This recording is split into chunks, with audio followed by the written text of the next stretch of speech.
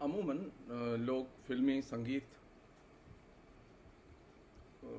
बड़ी संख्या में सुनते हैं और एक अच्छा खासा समय फिल्मी संगीत के सुनने पर या उसे देखने पर खर्च भी करते हैं। इनमें रेडियो के श्रोता भी हैं, इनमें इंटरनेट के यूट्यूब वगैरह के श्रोता भी हैं और डायरेक्ट रेडियो चैनल्स के श्रोता भी हैं। और ये एक धारणा है कि जब ये संगीत यानी एक फॉल्स धारणा कि वे जब रेडियो संगीत सुनते हैं या फिल्मी संगीत सुनते हैं, खासतौर फिल्मी संगीत, तो वे फिल्मी संगीत सुनते समय वे जो आनंद लेते हैं वह आनंद असल में कला का आनंद है और वह आनंद उनके अंदर कलात्मक अनुभूति और कलात्मक बोध पैदा करता है।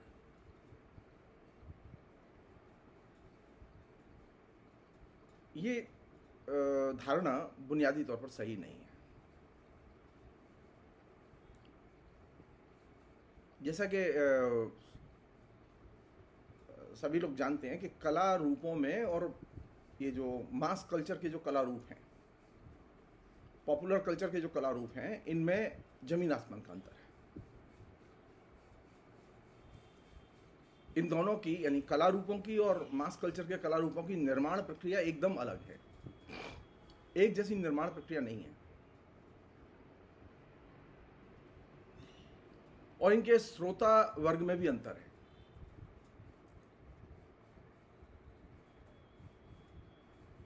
ये बुनियादी वजह हैं जिनकी वजह से पॉपुलर फिल्मी संगीत के आनंद को कला के आनंद के साथ में एक में एक नहीं करना चाहिए।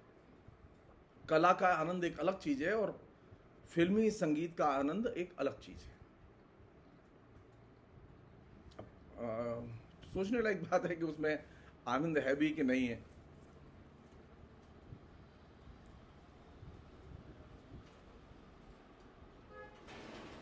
दिलचस्प बात यह है कि ये जो फिल्मी संगीत है या जो मास कल्चर का जो म्यूजिक है, इस म्यूजिक का जो चरित्र है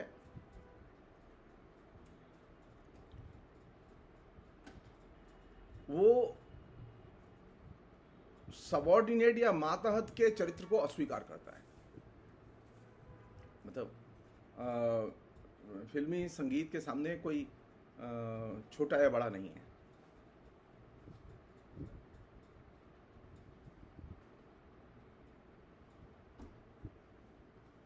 वहाँ हर चीज एकदम अलग अलग रूपों में होती है और वो फिर एक समायोजित रूप में हमारे सामने आती है। और ये जो उस संगीत के अंदर की जो प्रत्येक चीज का अलग अलग होना और फिर उसका समायोजित होकर हमारे सामने आना, ये ही चीज फिर इस एकाकी व्यक्ति जो एक समाज में है, उस एकाकी व्यक्ति से इस संगीत को जोड़ती है।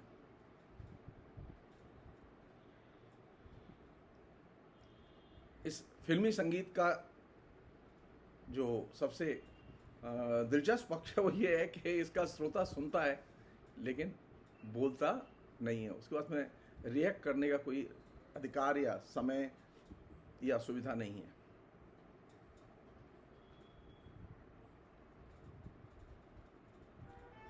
वह सिर्फ जो म्यूजिक या गाना जो संप्रसारित किया जा रहा है, उसे जो इंस्ट्रूमेंट जो उसे सुनाए जा रहे हैं उन्हें वह सिर्फ रिसीव करता है, पॉपुलर बनाता है।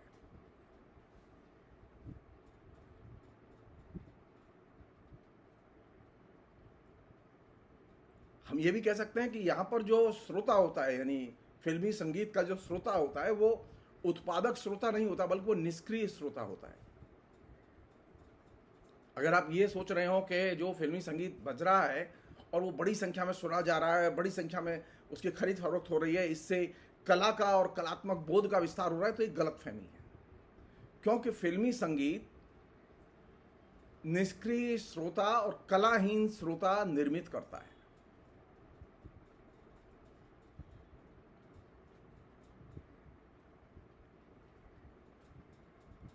और ये जो निष्क्रिय जो श्रोता है, जिसके पास में बोलने का अधिकार नहीं है, इसकी वजह से ये भी होता है कि संगीत के एप्रिसिएशन की जो एक तरह से परंपरा थी, संगीत के प्रति जो प्रशंसा भाव का जो एक तरह से उदय हुआ था, उस उदय का एक तरह से समापन हो जाता है। अब संगीत को एप्रिशिएट करने वाले लोग नहीं मिलते, वो बता नहीं पाते वो क्यों ये गाना सुन रहे हैं।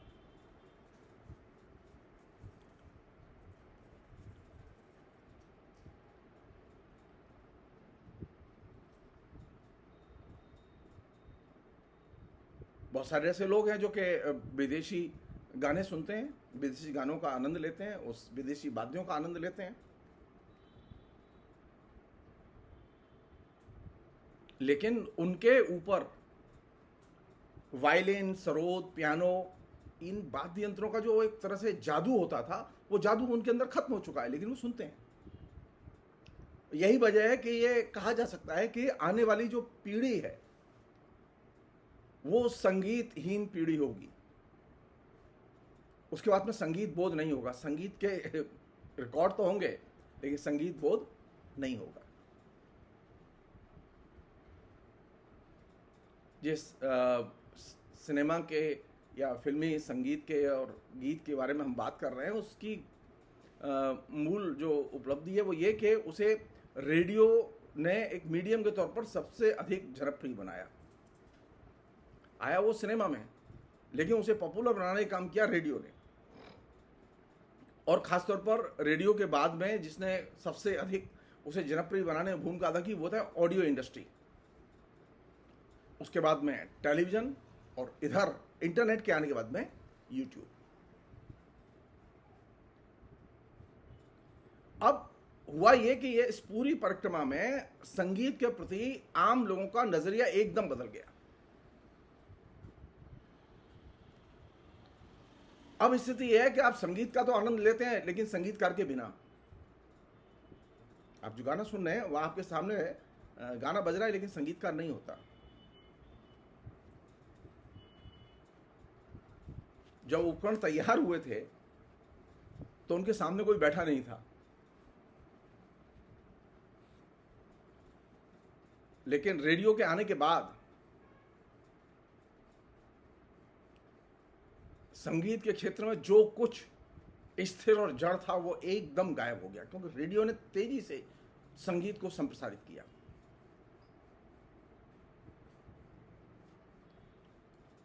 यह भी हुआ कि जो लोग वाद्य बजा नहीं सकते थे वे भी गायब हो गए।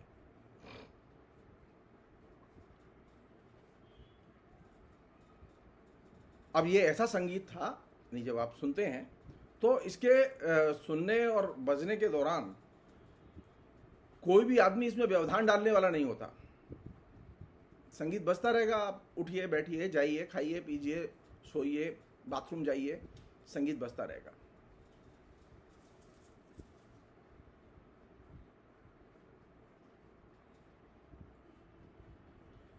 अब यहां जितने भी एक्शन थे वो सब मूवमेंट के एक्शन थे। संगीत बज रहा है लेकिन कोई व्यवधान देने वाला नहीं है उसमें।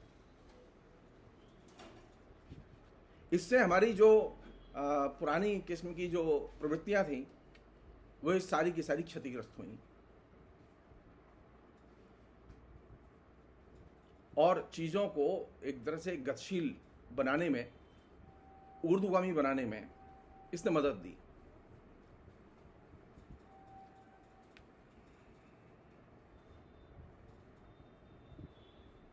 अब कोई गायक आरोह में गा रहा है या अवरोह में गा रहा है, इसका कोई सुनने वाले के ऊपर कोई खास असर नहीं पड़ता था, क्योंकि वो सारा का सारा गाना जो है वो मशीन के जरिए हमारे बीच में आ रहा था।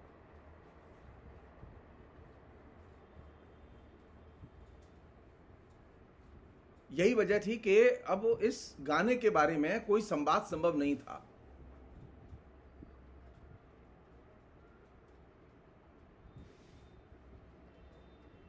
रेडियो का जो जो विस्तार हुआ, गायक का उसी स्पीड से लोप भी हुआ। संगीत को जितना रेडियो ने जनप्रिय बनाया, गायक को उतना ही उसने अदृश्य बनाया।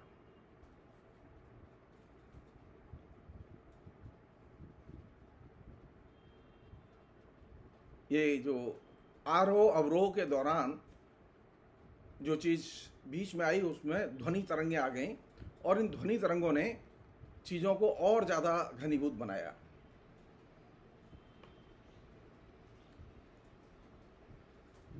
लेकिन इसका जो आउटकम था वो बहुत भयानक था।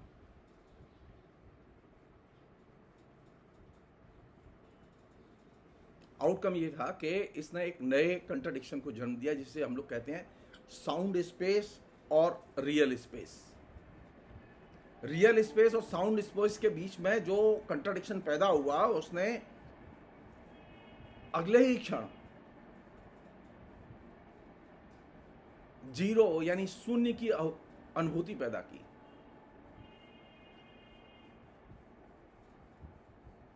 सब लोग जानते हैं इस बात को और मानते भी हैं, सारी दुनिया के विभिन्न विचारधाराओं के लोग जिन्होंने रेडियो के ऊपर काम किया है, संगीत के ऊपर काम किया है, कि रेडियो और ऑडियो ने संगीत को की सांस्कृतिक एकरूपता निर्मित करने में केंद्रीय भूमिका अदा की। जर्मनी के एक बहुत ही प्रसिद्ध माध्यम विशेषज्ञ जिन्होंने रेडियो और उसकी ध्वनि तरंगों पर सबसे ज़्यादा काम किया है और बहुत महत्वपूर्ण और बुनियादी किस्म का काम माना जाता है, वो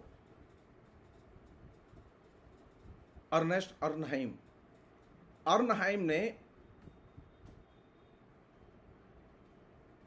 इस पूरी की पूरी सांस्कृतिक एकरूपता को सांस्कृतिक पतन की संज्ञा दी।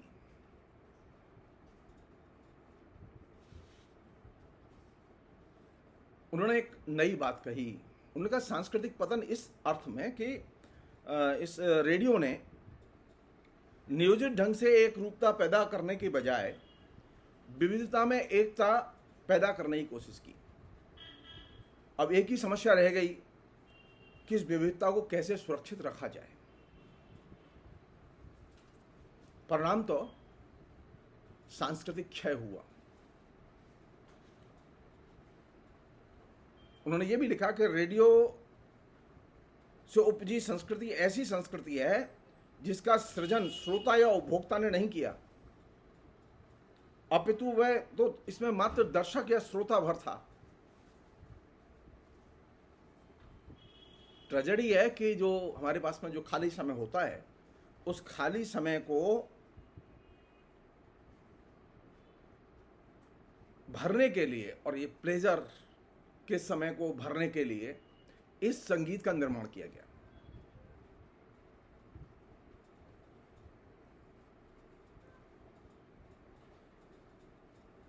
वायदा यह था कि रेडियो संगीत आनंद पैदा करेगा, लेकिन रेडियो संगीत का, सिनेमा के संगीत का अब तक का अनुभव यह बताता है कि उसने जीवन में आनंद की सृष्टि नहीं की या श्रोता के मन में आनंद की सृष्टि नहीं की।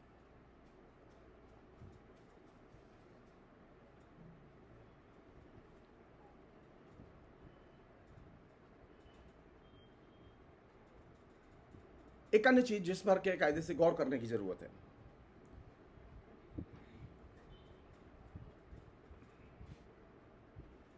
वो ये कि जो घटिया संगीत है, फिल्मी संगीत है, उसकी सबसे खतरनाक चीज क्या है कि वह जो शास्त्रीय संगीत है, जो श्रेष्ठ संगीत है, उसको वो लगातार हजम कर रहा है।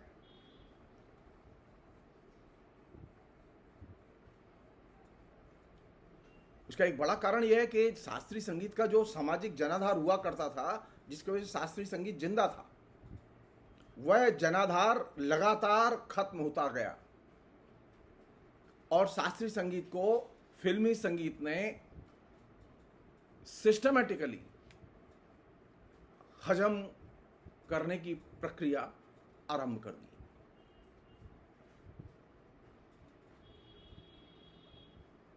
इसका एक दूसरा पक्ष भी है, वो ये कि अब वो जो शास्त्रीय संगीतकार थे, जो श्रेष्ठ संगीत के लोग थे, वे घटिया संगीत से प्रेरणा लेने लगे और घटिया संगीत का अनुकरण करने लगे।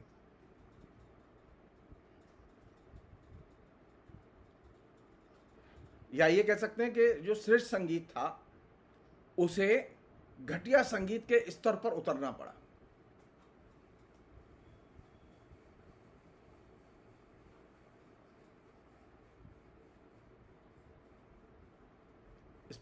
इसका परिणाम ये निकला कि संगीत इन जनरल उसका एक मानकीकरण हुआ।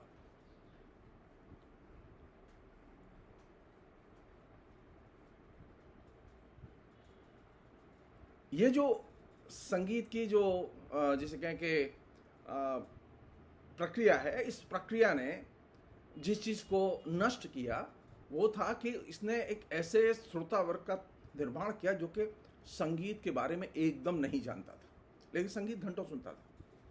पहले जो संगीत सुनते थे लोग, शास्त्रीय संगीत सुनते थे, या आज भी जो शास्त्रीय संगीत सुनते हैं, वे शास्त्रीय संगीत के बारे में, उसमें इस्तेमाल किए गए इंस्ट्रूमेंट के बारे में, गीत के बारे में, गायक के बारे में डिटेल्स में जानते हैं। अनेक लोग ऐसे मिल जाएंगे। लेकिन पॉपुलर संगीत, फिल्मी संगीत, उसका जो श्रोता है वो ऐसा श्रोता है जिसे ये नहीं मालूम कि वो जो गाना सुन रहा है उसमें कौन सा इंस्ट्रूमेंट बज रहा है। वो उस इंस्ट्रूमेंट का नाम नहीं जानता। वो ये नहीं जानता कि ये जो गायक गा रहा है ये किस लय पर आधारित होकर गा रहा है या किस राग पर आधारित होकर गा रहा है। तो ये एक तरह से संगीतहीन श्रोता वर्ग या कलाहीन जो है समाज के निर्माण में इसने बहुत महत्वपूर्ण भूमिका अदा की, और ये इसका सबसे खतरनाक पहलू है। फिलहाल इतना ही।